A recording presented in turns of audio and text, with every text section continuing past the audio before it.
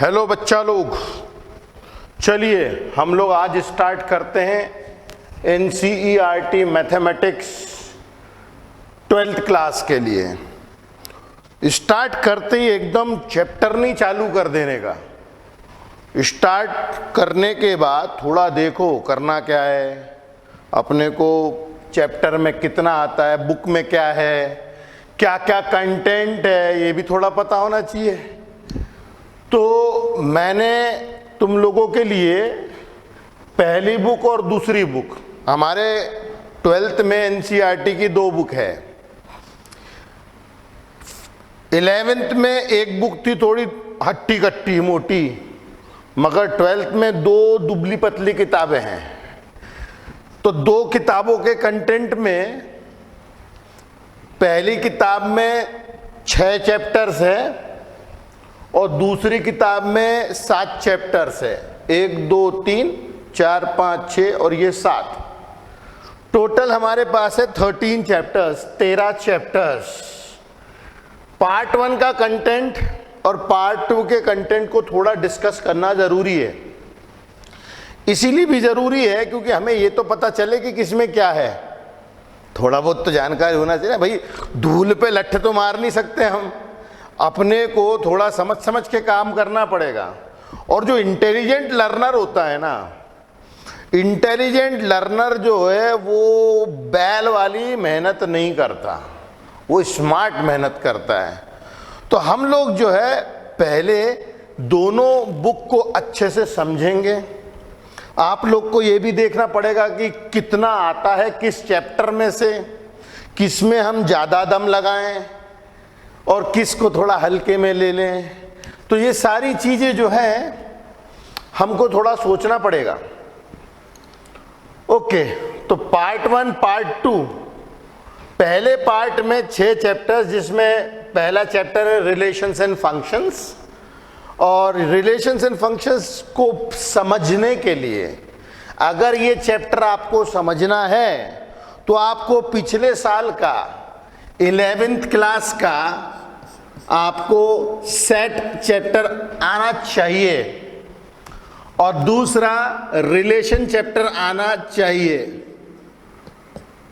तो set chapter पिछले साल का पहला और रिलेशन दूसरा चैप्टर था। ये नहीं आएगा तो मुंह में उंगली डाल के बैठने का है, क्योंकि समझ में कुछ नहीं आएगा। और हम केवल आपके ऊपर दया कर सकते हैं कि देखो बच्चे को यार कुछ समझ में नहीं आ रहा है, तो ऐसे तो नहीं चलेगा। आपको ये चैप्टर पढ़ने के लिए पहले सेट और रिलेशन, ये 2 चैप्टर जो पिछले साल के 11th में पहला और दूसरा चैप्टर था, वो आना चाहिए। दूसरा चैप्टर है इनवर्स ट्रिग्नोमेट्रिक फंक्शन। इसके लिए आपको 11th क्लास का ट्रिग्नोमेट्री, 11th क्लास का ट्रिग्नोमेट्री का घोल बना के पी जाना है। घोल बना के पी जाने का मतलब ये कि अगर आपको 11th क्लास की ट्रिग्नोमेट्री नहीं आती तो आपका ये चैप्टर गया, हल्का हल्का कुछ इससे इसमें भी गया, ये तो जम के गया, ये भी थोड़ा बहुत गया, ये भी जम के गया, ये भी थोड़ा बहुत गया, थोड़ा बहुत ये भी जाएगा, थोड़ा बहुत ये भी जाएगा, थोड़ा बहुत ये भी जाएगा, तो बचा ही क्या है यार। अब आप देखो ना, इसके अंदर में आपने पिछले साल की ट्रिग्नोमेट्री अगर छोड़ी तो पिछले साल की ट्रिग्नोमेट्री छोड़ने पे कितने चैप्टर्स 12th क्लास के इफेक्ट होने वाले हैं वो देखो। 1 2 3 4 5 6 7 8 9 चैप्टर, 13 में से 9 चैप्टर में आप अपने मुंह में उंगली डाल के बैठे रहोगे कई कई जगहों पे। और कुछ चैप्टर तो ऐसे जिसमें मैंने बड़ा वाला क्रॉस लगाया, जैसे ये, जैसे ये, जैसे ये, इसमें तो आप पूरी तरीके से आप ऐसा फील करोगे जैसे बिना रीढ़ की हड्डी का आदमी। समझ में आई बात? तो आपको ट्रिग्नोमेट्री तो पढ़ना पड़ेगा, खुशी से पढ़ो या दुख हो करके पढ़ो, मगर पढ़ना तो पड़ेगा भाई। तो हम जो है स्टार्ट भी ट्रिग्नोमेट्री से ही करेंगे, चिंता की कोई बात नहीं है। अपन ट्रिग्नोमेट्री से स्टार्ट करेंगे। ट्रिग्नोमेट्री पहले अपन पढ़ेंगे पेट भर के, मन भर के। ट्रिग्नोमेट्री करने के बाद ही हम आगे के प्रोग्राम चालू करेंगे। इसके बाद में दूसरे चैप्टर में समझ में आ गया होगा तुम लोगों को कि ट्रिग्नोमेट्री का बहुत बड़ा रोल है। मैं इसको लिख देता हूं अच्छे से, नहीं तो ट्रिग्नोमेट्री गुस्सा हो जाएगा। Trigonometry, okay. इसके बाद में ट्रिग्नोमेट्री के बाद में इनवर्स ट्रिग्नोमेट्रिक फंक्शंस के बाद में मैट्राइसेस हो गया, डिटर्मिनेंट्स हो गया। ये प्योर अलजेब्रा के चैप्टर्स हैं।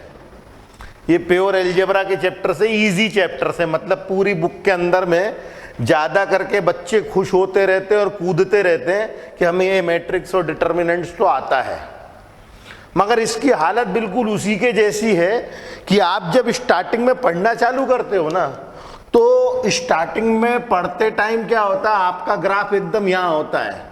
ये जो दोनों चैप्टर्स है ना, मैट्राइसेस और डिटर्मिनेंट्स, इन चैप्टर्स में आपको स्टार्टिंग में तो इतना समझ में आता मस्त मस्त मस्त मस्त मस्त मस्त मस्त, और बाद में आके आपका ग्राफ जो है नीचे लेट जाता है जमीन पे, क्योंकि स्टार्टिंग वाला माल इसमें बहुत आसान है।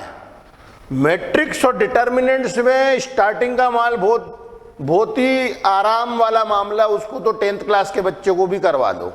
मगर जैसे जैसे हम आगे जाते हैं ना इतनी, तो बहुत सारे लोग कॉन्फिडेंस में आगे की चीज़ें जो है ख़त्म कर लेते हैं।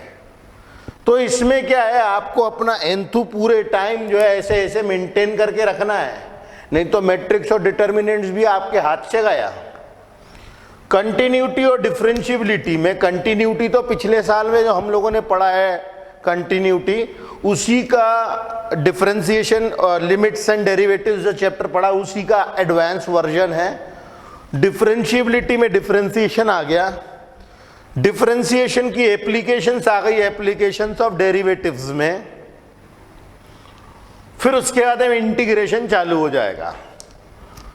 इंटीग्रेशंस पूरा पढ़ेंगे, उसके बाद में एप्लीकेशंस ऑफ इंटीग्रेशन। और ये 4 चैप्टर 5, 6, 7, 8 जैसे मैंने बताया, बिना ट्रिग्नोमेट्री के अगर आप कर रहे हो तो आप बिना रीढ़ की हड्डी वाले इंसान के जैसे हो, खड़े भी नहीं रह सकते, आप गिर पड़ोगे वहीं के वहीं। मैं डरा नहीं रहा, वास्तविकता यही है, मानो चाहे नहीं मानो। तो यदि कोई इंसान अभी भी 1 महीना लगा के ट्रिग्नोमेट्री पे हाथ जमा ले अच्छे से, तो फिर तो मजा ही आ गया मतलब। इसके बाद में डिफरेंशियल इक्वेशन, ट्रिग्नोमेट्री का तो रोल इसमें भी है थोड़ा बहुत, मगर डिफरेंशियल इक्वेशंस जो है डिफरेंशिएशन और इंटीग्रेशन का क्लब किया हुआ मामला है।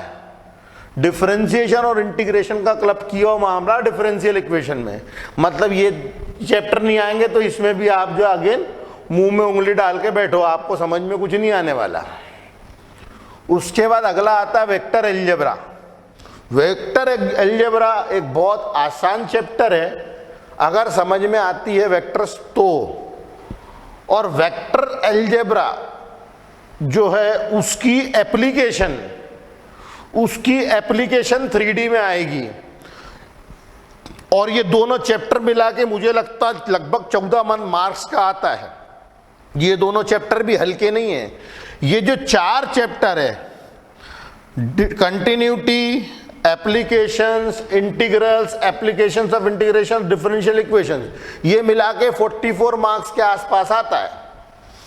100 मार्क्स में से 45 मार्क्स तो इन्हीं चैप्टर में से आता है, और इसको इंसान कम से कम 6 महीना पढ़ता है। और ये 2 चैप्टर केवल पढ़ता है 1 महीना। 6 महीना पढ़ के 45 मार्क्स, और आधा महीना 1 महीना 20 दिन पढ़ के आपको यहाँ पे 15 मार्क्स मिलते हैं। तो ये बहुत सही चीज है। मामला थोड़ा सा है मगर मजा बहुत है इसके अंदर में। 3D के अंदर वेक्टर की एप्लीकेशंस लगेंगी। आप ऐसा नहीं कर सकते कि वेक्टर हमें समझ में नहीं आ रहा, मजा नहीं आता, हमको पढ़ने में अच्छा ही नहीं लगता, छोड़ देंगे हम डायरेक्ट 3D पढ़ लेंगे। तो अगेन 3D में फिर वैसे ही मुंह में उंगली डाल के बैठे रहने का, समझ में कुछ नहीं आएगा। फिर इसके बाद लीनियर प्रोग्रामिंग, इसको मैं कहता हूं ब्लैंक चेक, फोकट के नंबर फ्री के।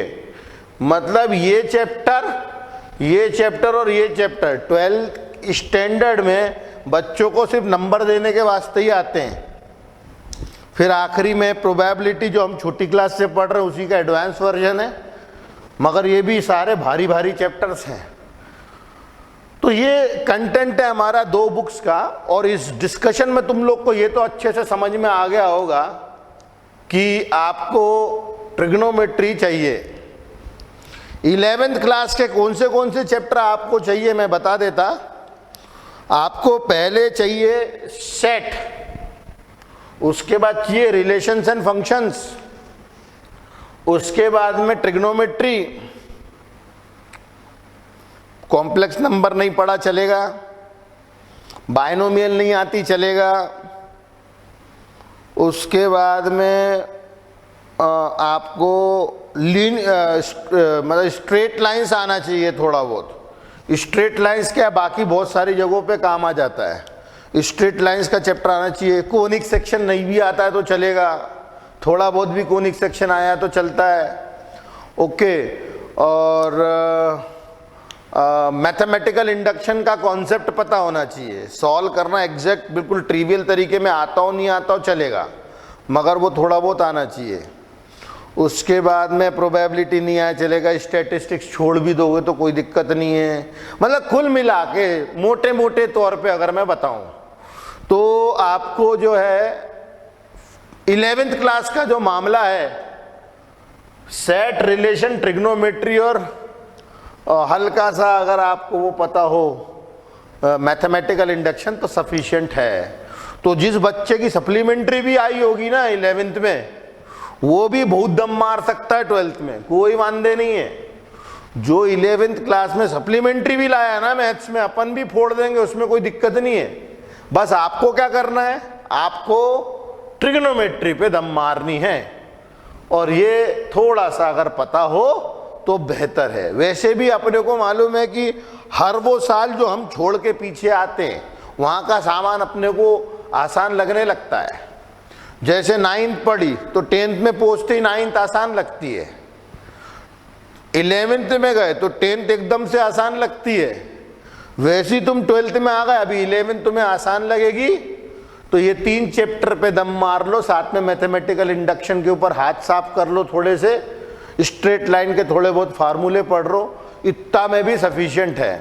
ओके, तो अभी हम स्टार्ट करेंगे एनसीईआरटी मैथमेटिक्स क्लास 12th के लिए। और देखो मज़े में पढ़ते रहने चाहिए, आपको एकदम सीरियस होने की ज़रूरत नहीं है, बढ़िया मज़े में पढ़ो और अपन लोग जो है इसको स्टार्ट करते हैं। तो ये था ब्रीफ इंट्रोडक्शन आपका फर्स्ट और सेकंड पार्ट का। इस इंट्रोडक्शन के बाद में हम लोग जो है कंटेंट स्टार्ट करते हैं। ओके।